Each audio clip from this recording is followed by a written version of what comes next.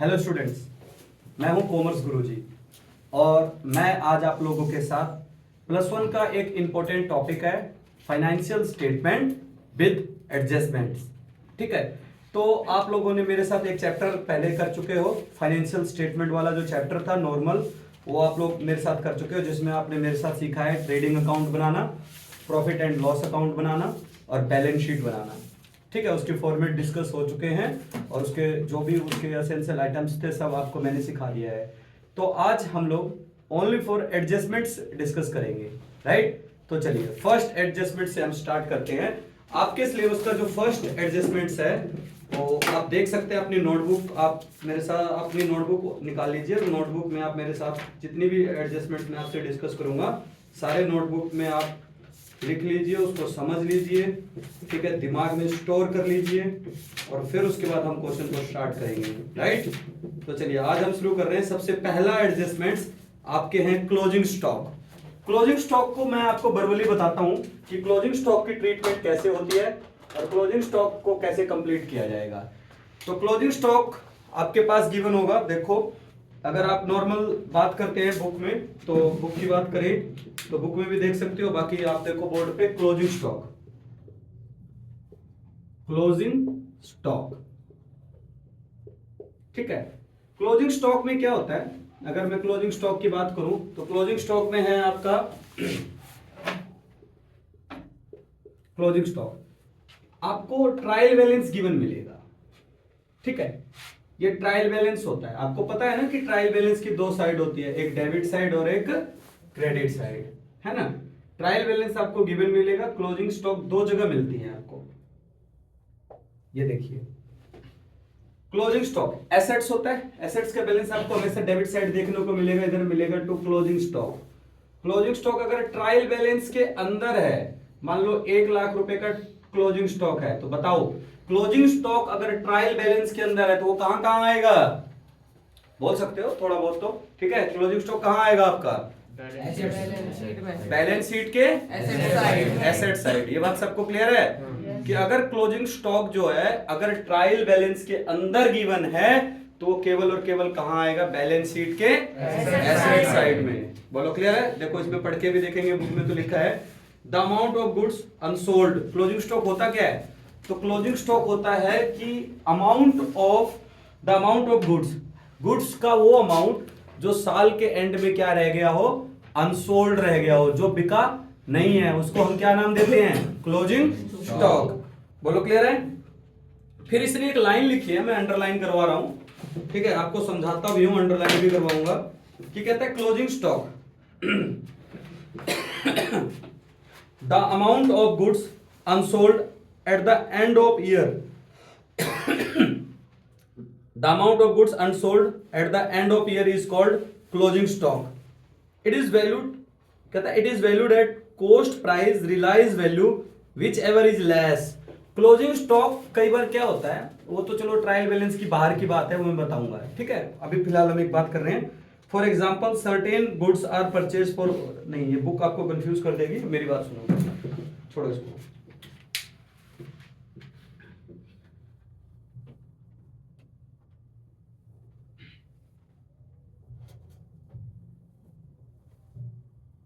ठीक है, देखो नॉर्मली हम बात करेंगे, हम बुक को छोड़ देते हैं। क्लोजिंग स्टॉक, क्लोजिंग स्टॉक अगर ट्रायल बैलेंस के अंदर है तो कहां आएगा, बैलेंस शीट के एसेट्स में आएगा। ये बात सबको क्लियर हो गई। अगर क्लोजिंग स्टॉक, यहां पे लिखा होगा एडजस्टमेंट्स, एडजस्टमेंट्स में अगर आपको क्लोजिंग स्टॉक गिवन है, ठीक है, अगर एडजस्टमेंट्स में आपको क्लोजिंग स्टॉक गिवन है, मान लो 1 लाख रुपए का आपको क्लोजिंग स्टॉक एडजस्टमेंट्स में गिवन है, तो इसकी एंट्री कहां कहां होएगी, इसकी एंट्री 2 प्लेसेस पे होएगी, 2 जगह पे होएगी।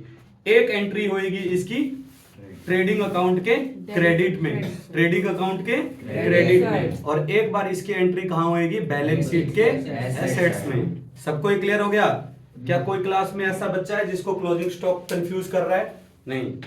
क्लोजिंग स्टॉक अगर ट्रायल बैलेंस के अंदर है तो उसकी एंट्री कहां होएगी, ओनली फॉर एसेट्स। अगर क्लोजिंग स्टॉक ट्रायल बैलेंस के बाहर है तो उसकी ट्रांजैक्शंस कहां होंगे बच्चों, ट्रेडिंग अकाउंट के क्रेडिट साइड और एक बार बैलेंस शीट के एसेट्स। बोलो क्लियर है। चलिए अब नोटबुक में अगली एंट्री डालिए। नोटबुक में हम अगली जो ट्रांजैक्शन सीखने जा रहे हैं उसका नाम क्या है, देखिए अगला जो टॉपिक है उसका नाम मैं पूरा लिख रहा हूं, हेडिंग आप भी हेडिंग लिखिए, ठीक है, उसको समझते हैं, कोई जल्दीबाजी नहीं है, आराम आराम से समझिए आप मेरे साथ। अगला है आउटस्टैंडिंग। क्या है बेटा? आउटस्टैंडिंग। Outstanding expenses. आउटस्टैंडिंग को ही बोलते हैं expense due but not paid. Outstanding को क्या बोलते हैं? Expense due but not paid. पूरा लिखो। हम एडजस्टमेंट्स क्या सीखने जा रहे हैं? Outstanding expenses, expenses due but not paid. हम क्या सीखने जा रहे हैं? Outstanding expenses. पहले समझते हैं कि आउटस्टैंडिंग एक्सपेंसेस होता क्या है। सुनना जरा। मान लो कि मैं एक फैक्ट्री रन कर रहा हूं, मैं एक फैक्ट्री चला रहा हूं, राइट? मैं पेन बनाने की फैक्ट्री चला रहा हूं, राइट? और मेरे पास 10 मजदूर काम करते हैं, 10 लेबर काम करते हैं। लेबर को क्या दिया जाता है? वेजेस। क्या दिया जाता है? वेजेस। 10 लेबर काम करते हैं और एक लेबर की वेजेस है 3000 रुपए। तो 10 लेबर के वेजेस कितने हो गए? 30,000। पूरे साल के कितने हो गए? 30,000। लेकिन अभी तक मैंने लेबर को पे किया है 20,000 रुपए वेजेस। कितने वेजेस पे किए हैं? 20,000, ठीक है। और 10,000 रुपए क्या रह गया है? आउटस्टैंडिंग। 10,000 क्या रह गया है? आउटस्टैंडिंग, मतलब जो देने बाकी रह गए। समझ गए मेरी बात को? आपका जो फाइनेंशियल ईयर होगा वो कब से कब तक का होगा? ये बात तो सबको क्लियर है ना? आपका फाइनेंशियल ईयर होता है 1 अप्रैल से लेकर 31 मार्च तक। आपको पे करना था 1 अप्रैल से लेकर 31 मार्च तक 30,000 रुपए, लेकिन आपने कितने पे किए हैं बेटा अभी तक? 20,000। और 10,000 आपका क्या रह गया? नेक्स्ट ईयर के लिए क्या रह गया? आउटस्टैंडिंग। तो जो चीज आपके ऊपर आउटस्टैंडिंग रह जाएगी वो आपकी क्या कहलाएगी? लायबिलिटी। क्या कहलाएगी बेटा?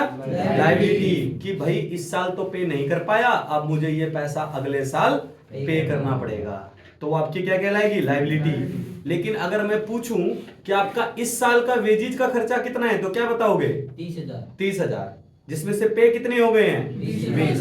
10 तो बाकी रह गए ना, लेकिन टोटल वेजेस का, वेजेस के ऊपर जो खर्चा आ रहा है वो कितना आ रहा है?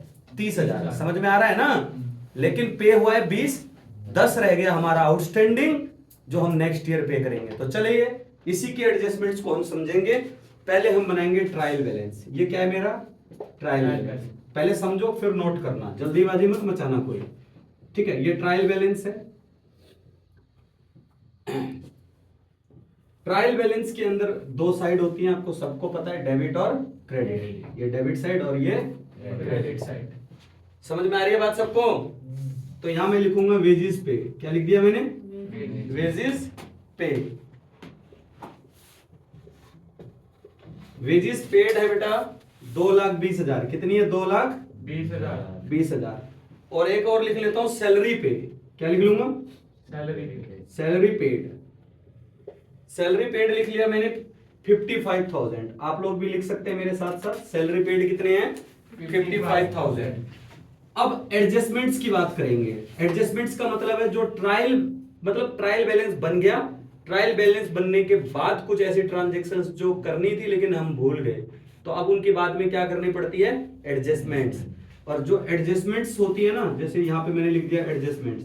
एडजस्टमेंट्स में मैंने एक पॉइंट लिख दिया कि वेजेस 20,000, मैंने लिख दिया wages rupees 20,000 and salary rupees 5,000। Salary rupees 5,000 outstanding. क्या कर दिया? आउटस्टैंडिंग। बोलो क्लियर है? तो यही है, इसको हमको सॉल्व करके देना है, राइट? तो इसके लिए हम बनाएंगे 3 चीज। देखो पहले मैं वेजेस को सॉल्व करता हूं, फिर मैं सैलरी को सॉल्व करूंगा कि सैलरी कहां जाएंगी। देखो ये है मेरा ट्रेडिंग अकाउंट, डेबिट और क्रेडिट होता है ना ट्रेडिंग में, ऐसा ही बना दिया क्या? ये मेरा ट्रेडिंग है, ध्यान से देखते रहो, क्योंकि वेजेस कहां आएगा? ट्रेडिंग में आएगा ना। और सैलरी कहाँ आती है? प्रॉफिट एंड लॉस में। सैलरी कहाँ आती है बच्चों? प्रॉफिट एंड लॉस में। बोलो क्लियर है सभी को? और एक और चीज बनाना पड़ेगा अपने को इसके साथ साथ, बैलेंस शीट। क्या बनाएंगे? Balance sheet. क्या ये बोर्ड, ये रहा हमारा बैलेंस शीट, ठीक है। ये क्या है हमारा? Balance sheet. इसमें है एक लायबिलिटी और एक क्या है? एसेट्स, और ये अमाउंट और ये अमाउंट। बोलो सबको क्लियर है? समझ में आ रहा है? आप लोगों को भी ऐसे ही करना है, ठीक है। किसी को कोई कंफ्यूजन तो नहीं हो रही है ना? समझ में आ रहा है सबको? क्लियर है सभी को? एक सेकेंड, चलिए देखिए दोबारा से। वेजिस, वेजिस पे कितना किया है? 2,20,000। सैलरी कितनी पे की है? 55,000। एड वेजिस आउटस्टैंडिंग कितनी है? 20,000। सैलरी कितनी आउटस्टैंडिंग है? 5,000 रुपए। सबसे पहले दिमाग को बिल्कुल संतुलित करना है और शांत दिमाग से सोचना है कि सर वेजिस जो है वो है 2,20,000 का। वेजिस कहां जाएगा इनमें से? Trading account. कहां जाएगा? ट्रेडिंग में। तो यहां हम प्यार से लिखेंगे 2 वेजेस। कितने की वेजेस पे की हमने अभी तक? 2,20,000। जिसके अंदर एडजस्टमेंट्स होना है उसको इंटरनल लिखना है, उसको फाइनल फोल्डर में नहीं लिखना। वेजेस कितनी है? 2,20,000 मैंने लिख दिया। किसी को कोई कंफ्यूजन नहीं? अब मैं इसमें ये देखो, इस साल हमने कितना वेजेस पे किया है? 2,20,000। लेकिन वेजेस आउटस्टैंडिंग कितना रह गया? 20,000। वो भी तो इसी साल का खर्चा है। पे नहीं, आउटस्टैंडिंग रह गया वो अलग बात है, लेकिन खर्चा तो इसी साल का है ना। तो उसको इसमें क्या कर देंगे? ऐड। क्या करेंगे? ऐड। क्या लिखेंगे? Outstanding wages. तुम पूरा लिखना, मेरे पास थोड़ी जगह की कमी है, ठीक है। तुम क्या लिखना? Outstanding wages. कितना आउटस्टैंडिंग वेजेस आपकी? 20,000। इसमें 20,000 रुपए और ऐड कर देंगे। बोलो क्लियर है क्या सभी को? तो टोटल हमारा जो वेजेस है वो कितना हो जाएगा? 2,40,000। ऐड करके नीचे नहीं लिखना, डायरेक्ट यहां लिख देना। 2,40,000 हो गए इस साल का खर्चा। और जो आउटस्टैंडिंग वेजेस है वो कहां चली जाएगी? लायबिलिटी में। आउटस्टैंडिंग वेजेस कहां चली जाएगी बेटा? लायबिलिटी में। कितनी आउटस्टैंडिंग? 20,000। बोलो क्लियर है? हाँ, एक शॉर्टकट दिमाग में याद रखना कि अगर किसी चीज की एडजस्टमेंट्स है तो एडजस्टमेंट्स की एटलीस्ट 2 टाइम एंट्री होगी। कितनी टाइम होगी? 2 टाइम। एडजस्टमेंट्स की एंट्री कितनी बार होगी? 2 बार। जैसे वेजेस, मैंने बोला शांत दिमाग से सोचना। वेजेस कहां जाएगी? ट्रेडिंग के डेबिट में। पहले वेजेस पे लिख दो। फिर आउटस्टैंडिंग वेजेस कितनी है? 20,000। आउटस्टैंडिंग वेजेस उसी में ले जाके ऐड कर देंगे क्योंकि वो इसी साल का खर्चा है। तो टोटल वेजेस कितनी हो गई? 2,40,000। किसी को कोई कंफ्यूजन नहीं? और आउटस्टैंडिंग वाला अमाउंट कहां चला जाएगा? लायबिलिटी में। लायबिलिटी में आउटस्टैंडिंग कितना दिखाएंगे? 20,000। किसी को कोई कंफ्यूजन? बोलो बच्चों। नहीं ना? समझ में आ गया? चलिए नेक्स्ट। नेक्स्ट क्या है? सैलरी। शांत दिमाग से सोचो। सैलरी कहां जाएगी? P&L मतलब एक्सपेंस। सैलरी क्या है हमारी? एक्सपेंस। हाँ, यहां लिखेंगे क्या? To salary. कितनी की सैलरी है? सैलरी है 55 की। कितनी की सैलरी है बेटा? 55,000 की सैलरी है। आउटस्टैंडिंग सैलरी कितनी रह गई? 5,000। तो इसमें आउटस्टैंडिंग को क्या करूंगा? ऐड। क्या लिखूंगा? आउटस्टैंडिंग सैलरी कितनी है? 5,000 आउटस्टैंडिंग है। टोटल सैलरी कितनी होगी इस साल की? 60,000 हो गई सैलरी। समझ में आया? और आउटस्टैंडिंग वाला अमाउंट कहां चला जाएगा? लायबिलिटी में। आउटस्टैंडिंग वाला अमाउंट कहां चला जाएगा? लायबिलिटी में। तो यहां लिखेंगे आउटस्टैंडिंग सैलरी कितनी? 5,000। समझ में आया? Yes sir. नोट करने की जरूरत है? सबको समझ में आया? किसको समझ में नहीं आया? डिस्कस करो मेरे साथ। किसको समझ में नहीं आया? सबको आ गया? चलो, आप बहुत अच्छे हैं, बहुत प्यारे बच्चे हैं। चलिए आगे चलते हैं। नेक्स्ट, थर्ड वाला। थर्ड देखते हैं, प्रीपेड एक्सपेंसेस। थर्ड, आउटस्टैंडिंग समझ में आ गया सबको? प्रीपेड इसका उल्टा है।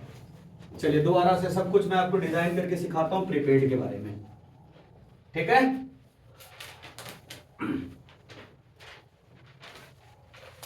प्रीपेड क्या होता है? क्लियर है? प्रीपेड के बारे में पता है? ऐसा खर्चा, ऐसा एक्सपेंडिचर जो आपने पहले ही पे कर कर दिया। दिया। जैसे अभी +1 में आप लोग और आपने कहा सर आपकी +2 की फीस बताओ। मैंने कहा भाई मेरी +2 की फीस है 35,000 और अभी तुरंत पे कर दोगे तो 30,000 रुपए पे कर दो, ठीक है, अगले साल आपको 5,000 रुपए का डिस्काउंट मिल जाएगा, कम पे करने पड़ेंगे। नेक्स्ट ईयर पे करोगे तो पूरे 35 पे करने पड़ेंगे। अभी तुरंत दे दो +1 के साथ साथ 30,000 दे दो, गेम खत्म। लेकिन आपने तो एडवांस में लाके दे दिए मुझे 30,000। अब मेरे लिए सोचो, मेरे लिए किस तरह की इनकम हो गई। मेरे लिए इनकम छोड़ो, तुम तुम्हारे नजरिए से सोचो कि तुमने अभी से पहले क्या किया, एडवांस में खर्चा कर दिया। तुमने क्या किया बेटा, एडवांस में एक्सपेंडिचर कर दिया। कोई भी खर्चा जो आप एडवांस में कर दे, तो करना तो फ्यूचर में था लेकिन आपने पहले ही कर दिया, तो आपका क्या कहलाता है, प्रीपेड एक्सपेंस। क्या कहलाता है, प्रीपेड एक्सपेंस। अब ये बताओ कि +2 में मेरे को तुम दोबारा फीस भरोगे? नहीं। अगर मैं तुम्हें कह दूं कि मैं +2 में तुम्हें नहीं पढ़ाऊंगा तो तुम क्या बोलोगे कि सर ये तो गलत बात है, हमारा हक है, हमने पैसा दे रखा है, आप पढ़ाओ। तो मतलब इनडायरेक्टली तुम क्या कहोगे, इनडायरेक्टली तुम क्या कहोगे, सर हमारा एसेट्स क्रिएट हो रखा है। इनडायरेक्टली क्या कहोगे कि सर देखो देखो सोच के देखो कि कोई भी प्रीपेड एक्सपेंडिचर होता है ना, वो आपकी क्या कहलाती है, एसेट्स। क्यों? क्योंकि वो आपको फ्यूचर में क्या देगी, बेनिफिट। फ्यूचर में क्या देगी, बेनिफिट। हर वो चीज जो आपको फ्यूचर में बेनिफिट दे और जिसकी कोई वैल्यूज होती है, थोड़ी थोड़ी क्या, जिसकी कोई वैल्यू है फ्यूचर में और वो आपको बेनिफिट दे, वो आपकी क्या कहलाएगी, एसेट्स। तो प्रीपेड एक्सपेंस आपकी क्या कहलाएगी, एसेट्स। क्यों? क्योंकि वो फ्यूचर में आपको बेनिफिट देगी। अगले साल आपको पैसे नहीं जमा कराने होंगे, अगले साल आपका पूरा हक है, आप आके यहाँ पे क्लासेस लगा सकते हो। अब एक चीज बताता हूं, जैसे इंश्योरेंस। ज्यादातर आपको प्रीपेड में कौन सा टॉपिक देखने को मिलेगा, इंश्योरेंस। इंश्योरेंस हमेशा एडवांस में पे किया जाता है, याद रखना। इंश्योरेंस जो होता है पहले पे किया जाता है, बाद में आप उसके बेनिफिट्स को लेते हो। जैसे आप लोग सिम कार्ड यूज करते हो, कौन सा सिम कार्ड यूज करते हो, प्रीपेड सिम। कैसा सिम यूज करते हो, प्रीपेड। पहले रिचार्ज कराते हो, बाद में उसका बेनिफिट उठाते हो। आपने रिचार्ज किया और कल अगर मैसेज आ जाता है कि भैया पहले दोबारा से रिचार्ज कराओ तब जाके कॉल मिलेगा, तो आपको कितना गुस्सा आएगा। आप तुरंत कस्टमर केयर को फोन मिलाओगे, है ना, उनको मिल्क नंबर 6 याद दिला दोगे, छठी का दूध। होता है ना ऐसा कि तूने पैसे भाई रिचार्ज कराया है, हमने प्रीपेड एक्सपेंस कर रखा है, हमारा हक है, हमारा राइट है, हमारा कॉल मिला भाई, एसेट क्रिएट हो रखा है हमारा, तो फोन क्यों नहीं मिल रहा। आ रही बात सबके समझ में? सिंपल सी बात है। What do you mean by prepaid expenses, ऐसा एक्सपेंडिचर जो आप एडवांस में कर देते हो, जो फ्यूचर में आपको बेनिफिट देगा। और प्रीपेड एक्सपेंस आपका क्या कहलाएगा, एसेट्स कहलाएगा। अंडरस्टूड है सभी को, क्लियर है? चलिए चलते हैं, तो समझते हैं इस टॉपिक को, प्रीपेड को। लिखिए नोटबुक में, prepaid. Prepaid expense. Prepaid expense का नाम होता है अनएक्सपायर्ड एक्सपेंसेस। क्या नाम होता है इसका, अनएक्सपायर्ड एक्सपेंसेस। ठीक है, अनएक्सपायर्ड लिख लो।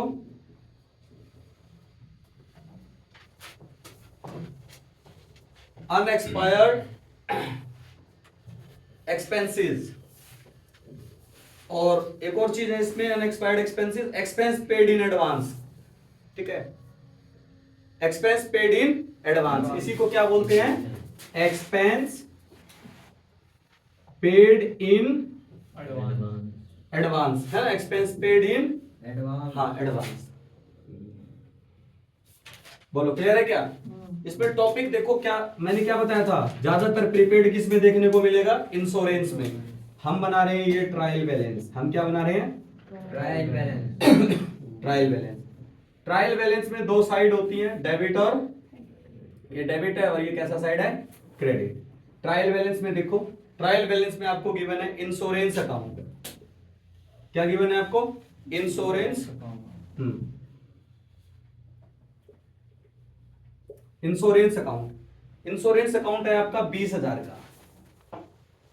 कितने का इंश्योरेंस अकाउंट, 20,000। हाँ, 20,000 का आपका इंश्योरेंस अकाउंट दे दिया और एडजस्टमेंट्स दे दी बेटा। एडजस्टमेंट्स में आपको लिख दिया इन्होंने,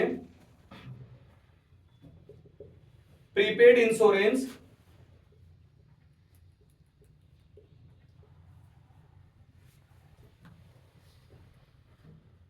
प्रीपेड इंश्योरेंस अमाउंटेड टू 5,000। कितने का है प्रीपेड इंश्योरेंस? 5,000 का। कितने का इंश्योरेंस बता दिया इन्होंने? 5,000 का। चलिए इंश्योरेंस कहां आता है आपको सबको पता है, प्रॉफिट एंड लॉस अकाउंट। ये एक्सपेंस और ये रेवेन्यू, क्लियर है ना सभी को? हाँ, ये पीएनएल है बेटा, और एक बना दिया मैंने बैलेंस शीट। ठीक है, एक क्या बना दिया? Balance sheet. ये लायबिलिटी और नीचे एसेट्स, अमाउंट, एसेट्स और अमाउंट। चलिए सबसे पहले इंश्योरेंस कहां आएगा? पीएनएल के एक्सपेंस में आएगा ना। तो टू इंश्योरेंस, कितने का इंश्योरेंस है? 20,000। यहां इंश्योरेंस कितने का लिखोगे? 20,000 का इंश्योरेंस। ठीक है, टोटल हमने इंश्योरेंस के ऊपर कितना खर्चा किया? 20,000। 20,000 में से प्रीपेड मतलब एडवांस में हमने कितना कर दिया? 5,000। जो एडवांस खर्चा कर दिया तो मतलब वो इस साल का तो खर्चा नहीं है, एडवांस में कर दिया ना। प्रीपेड का तो मतलब यही है कि वो खर्चा इस साल का नहीं है। कितना प्रीपेड है जो कि इस साल का नहीं है? 5,000। जो इस साल का नहीं है उसको लेस कर देंगे। जो खर्चा इस साल का है ही नहीं तो उसको इसमें से क्या कर दिया जाएगा? लेस। कितना प्रीपेड है? 5,000। हाँ, लेस कर दो प्रीपेड इंश्योरेंस। कितना बेटा? 5,000। वो इस साल का तो है ही नहीं, तो इस साल का खर्चा कितना बचेगा? 15,000। इस साल का एक्सपेंडिचर कितना बचेगा? 15,000। और जो ये प्रीपेड होता है, ये मैंने बताया था क्या होता है प्रीपेड? एसेट। क्यों? जो ये एक्सपेंडिचर हमने 5,000 का इस साल किया है, जो इस साल का नहीं है, वो नेक्स्ट ईयर तो बेनिफिट देगा ही, तो वो नेक्स्ट ईयर के लिए क्या बन जाएगा? एसेट। तो प्रीपेड इंश्योरेंस कहां दिखाएंगे? Prepaid insurance assets. कितने का? 5,000 का। आया समझ में? दोबारा से ट्रायल बैलेंस में इंश्योरेंस कितने का है? 20,000 का। प्रीपेड इंश्योरेंस कितना है? 5,000। प्रीपेड का मतलब क्या है कि ये एडवांस में खर्चा किया गया है जो कि इस साल का नहीं है, तो इस साल के इंश्योरेंस में से उसको क्या कर देंगे? लेस। आई बात समझ में? टोटल इंश्योरेंस 20,000 है, उसमें से प्रीपेड 5,000 है, उसको लेस कर दो। तो इस साल का इंश्योरेंस कितना बच गया? केवल 15। कितना बच गया? 15,000। और जो प्रीपेड होता है वो फ्यूचर में बेनिफिट देगा तो वो क्या कहलाएगा? एसेट। समझ गए मेरी बात को? उसको बैलेंस शीट के एसेट्स में लिख दो। बताया था ना मैंने कि एडजस्टमेंट्स की एटलीस्ट कितने टाइम एंट्री होती है? 2 टाइम। कितने टाइम्स होती है? 2 टाइम्स। अंडरस्टूड है सभी को? सबको क्लियर हो गया? श्योर हो? चलिए बाकी के एडजस्टमेंट्स हम नेक्स्ट क्लास में सीखेंगे।